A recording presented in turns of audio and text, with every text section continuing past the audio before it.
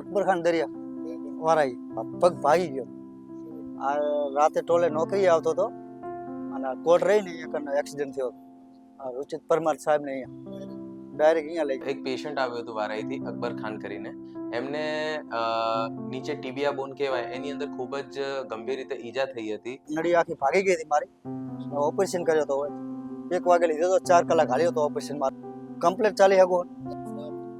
Stub આખો માથે માથે હતો સાહેબ. અહીંથી ભાગ્યો હતો. હવે આખી નળી તૂટી ગઈ. 2 સરિયા નાખ્યા, એક આંચી નાખ્યો અને એક અડધો નાખ્યો. અને એક્સિડન્ટ દરમિયાન એમને ટીબિયાને 3 જગ્યાએથી ભાગી ગયું હતું, જેને સેગમેન્ટલ ટીબિયા ફ્રેક્ચર બી કહેવાય.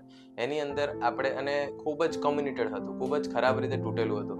એની અંદર આપણે સળીઓ નાખીને એમને 2 ઓપરેશનની જરૂર હતી, તો બી એક જ ઓપરેશનમાં આપણે સંપૂર્ણ રીતે એમને ચાલતા કરી દીધા હતા. મહિનામાં જે ચાલતા થઈ ગયા હતા અને ખૂબ જ સારી રીતે હવે પોતાનું રોજિંદા જીવનનું કામ કરી શકે એમ છે.